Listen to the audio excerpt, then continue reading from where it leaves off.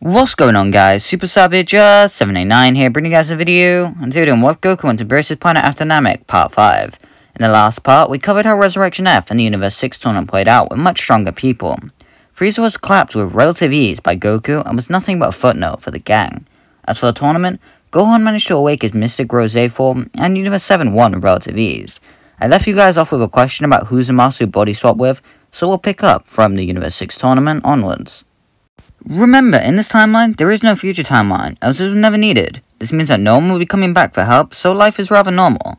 One day while at work, Gohan is laughing and talking to his colleagues like any typical day, when his skin suddenly turns green. His body resembles that of a Kai, but was visibly different from any Kai he knew. His co-workers cowered away in fear, as Gohan began to question what was happening. From behind him, Gohan heard someone laughing, whose voice was rather familiar to him. After turning around, he saw himself wearing Kai robes, laughing maniacally as he thanks Gohan for the new body. Gohan knew this was a man who took his body and assumed a fighting stance, ready to try and protect all these people. He was no match for Black, however, and was quickly taken down with a keyblade through the chest, ending his life rather quickly. With a happy grin over its face, Black decides to give everyone nearby a present, blowing up the entire city block like it was nothing. All over Earth, the Z-Fighter sensed the explosion as well as the familiar key and felt rather uneasy. Goku even questioned if this was Gohan, but quickly denied it after feeling the sinister nature of it. On the off chance Gohan is involved though, he tells Goten to stay at home for this one. The first one on the scene to be Krillin due to him being a police officer. He'd be trying to keep up with all the explosions, helping people and getting them away from the area as fast as possible. Krillin then saw Gohan on top of a building, and figured he was there to help, although he was confused by his attire. By now, Black would be sporting his typical gi, which of course looks nothing like the Great Saiyan Man outfit. After sensing Gohan's ki, Krillin realizes that this wasn't Gohan right as the man turns towards him. Krillin decided to rush this man using his God Ki, but was no match. Black began to use Krillin to help him adapt to the body as he dodged and weaved around the bold man's attacks. He knew he wouldn't be of much help though, and, after getting to a point where he can tank any attack, decides he's done playing. He hits Krillin with a Masenko Black Beam, and consumes him in a massive blast, leaving a massive explosion in its wake. Black realizes that if he truly wants power, he should be fighting the ones in the tournament. Or maybe he should target the God of Destruction, and see if his body can adapt to that. After all, his potential was vast. All this thought distracted him as two Kienzons came out the smoke, off-guarding him. He barely had enough time to leap out of the way, however he didn't get off scot-free. One of them greatly scarred his face, while the other removed one of his arms.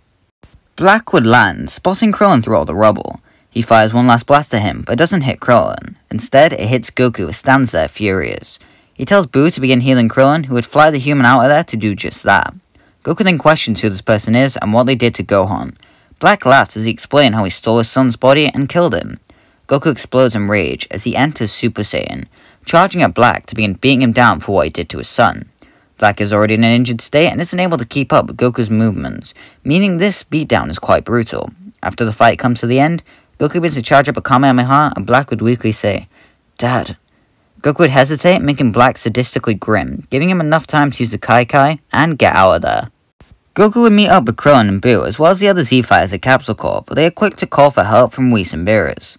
As they're on their way, Goku has to confess to everyone about Gohan's death. Videl, Chi-Chi, and Goten all burst into tears, as the rest are saddened by the news as well. The four from Beerus' planet arrived, and they briefed on the situation, leaving everyone in shock, especially Piccolo. Krillin would be talking about how he was wearing what looked like nothing like Gohan's gi, talking about how he was wearing a black variant with a green Kai earring. This shocks Beerus and Whis as they would explain that this is a Kai's earring from Universe 10. Whis asks Beerus if they want to follow up on that, and he agrees, as would Goku. The trio head to Goasu's place where they find his dead body, realizing that his attendant is the one responsible for this. They then summon to Zeno so Goku can play, with Beerus telling him not to say anything about it. Meanwhile, somewhere on Earth, Black would be alone, trying to use his healing ability on himself. Since he's using the technique on himself, it'd be quite slow and takes a while, meaning his scars would all remain permanent.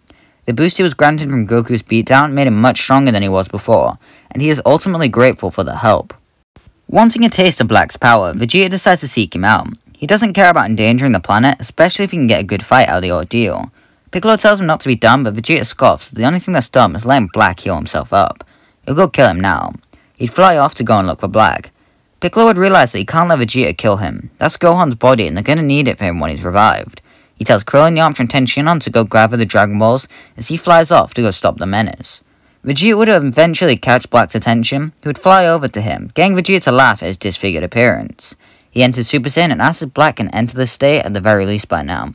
He'd snap back by entering his mystic form, telling him that he's evolved beyond the need for any Saiyan power. He was more interested in the godly power Gohan possessed. Vegeta smirks as he becomes a Super Saiyan God, telling him that he's gonna see a real god in action. Black and Vegeta rush each other, with it being clear Vegeta is overpowering the half-breed, especially since Vegeta has 2 arms. He'd not be holding back as he begins to get cocky during the battle. He'd be quick to get bored as he enters his blue form, his power dwarfing Black's despite how quick it's growing. After hitting Black with a big bang attack, he'd leave Black 2 damage on the ground to move. Vegeta scoffs how boring this fight was, telling Black that in the next life, he should pick a better body. He raises up his hand and uses a Hakai to erase the trash by his feet. A big gust of wind goes past both of them, moving his hand, making a big mountain behind all of them turn to ash. Piccolo's extended arm releases a firm grip on Vegeta's as he walks over to the prince, annoyed at what he tried to do. He tells him that they need Black alive if they want Gohan to get his body back. Vegeta remarks that one brat's body isn't worth risking the 12 universes. He'll just get rid of it entirely. And if Piccolo stands in the way, he'll get rid of him as well. Piccolo would enter Ultra Instinct as Vegeta enters Evolution. The duo would rush each other rather violently, forgetting that they have Black there to worry about. He'd begin healing his wounds yet again, amazed at the brief glimpses he gets of the fight. They get more and more frequent as his power rises. He would then get back into the midst of the battle in between the two, using his skills to begin adapting as he avoids the hard-hitting attacks. Piccolo would be stopping Vegeta from going for killing blows on Black, while also attacking Black himself. Ultimately, however, Black would evolve, entering his Mystic Rose form. He tells him that in his next evolved form, his power has grown exponentially. Vegeta tries to rush him from his left side, but is off-guarded when a pink energy hand forms, stabbing him through the gut. He then turns to Piccolo, asking him to show him the next stage of evolution. Meanwhile, Shenron will be summoned and revives Gohan in Zamatsu's body. He teleports to the lookout where the others are, questioning what has happened. They give him a brief summary before trying to use Shenron to swap the bodies back. Shenron will tell them, however, that due to Black's strength, he is unable to swap their bodies back for now. So Kami tells Shenron that this will be all for now. Gohan realizes that if he wants his body back, they'll have to knock Black out completely. Black would be fighting with Piccolo, where Piccolo continues to keep control of the fight. Mastered Ultra Instinct is much stronger than Black, however his unorthodox techniques, combined with his rapidly adapting body, leaves Piccolo struggling, if only slightly. Majin Buu then arrives to help fight Black. Piccolo tells him to leave or heal Vegeta at the very least, but Buu doesn't want to. He shouts that Black hurt Buu's friends and he took Buu's brother away. He'll never forgive him. Enraged, he rushes at Black, who'd merely stabbed through Buu, becoming shocked when his fist goes straight through his squishy body. Buu would begin to fight Black, while Piccolo takes Vegeta away from the fight. Gohan would appear next to them, and begins using his healing technique to make sure Vegeta doesn't bleed out. After feeling Black's ki, he tells Piccolo that he may not be enough to bail them out of this time. They need fusion. Piccolo is shocked at the mention of fusion, as they never really needed it in this timeline, and so no one ever mentioned it. And so Gohan explains about the Potara. It's just a thought, but you can always get them as a last resort. Piccolo tells him it's a good idea, and so Gohan leaves to go get Shin's earrings. Goku would arrive on the scene against Black, telling Buu that he's doing a good job. He should let Goku take care of the rest now. Buu agrees and lets Blue Evolution Goku rush Black. Despite the transformation, Black is still too powerful for Goku. Black tells him that he shouldn't have let his sentiment get in the way of killing him, because Black won't afford him the same luxury. A mark on Kosapo pierces through his chest as Piccolo appears, telling him thanks for the advice. Black begins to stumble around as he holds his chest, looking as if he's about to die. He stumbles towards Piccolo, who'd let his guard down, seeing Gohan's face. He tells Piccolo that he'll return the favor, recreating his ki hand to create an even bigger wound in Piccolo's chest. Black then heals his own wound, confessing that his healing powers must have only improved with his adaptation. Goku tells Buu that he needs to eat Piccolo and heal him inside his stomach. It's the only way he'll live.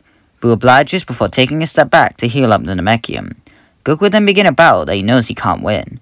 Vegeta shows up on the scene, extremely damaged to the point where he's clenching his left arm, iconically. He'd be watching Goku's final battle as he realizes that they might be screwed. That's when Gohan arrives with Potara to get to Piccolo. He asks what Piccolo is, and Vegeta shrugs, leaving Gohan annoyed and worried. He tells Vegeta that he's the only one confused with Goku now, they'll be able to stop Black. Vegeta would immediately dismiss this idea, but Gohan tells him not to be stupid. He knows none of them can win at this point. If his pride is so important that he can mope about it after the fight is over. Gohan has a family to protect though, and so he won't let Vegeta's stubbornness be the reason they die. So reluctantly, Vegeta puts the Potara on. Gohan then throws one to Goku and he places it on. Before Black can stop it, Goku and Vegeta are magnetized towards each other and collide in a white glow, leaving Black afraid. He watches as Vegeta is born, for the first time in this timeline.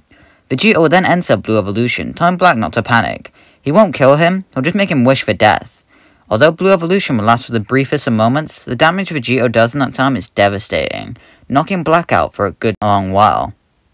In that moment, Kami reawakens Shenron and swaps the bodies back of Gohan and Zamasu. Everyone begins celebrating their victory, even if it is bittersweet. Gohan is rather disfigured now, although he does retain the boost in power he got from the time he was Black.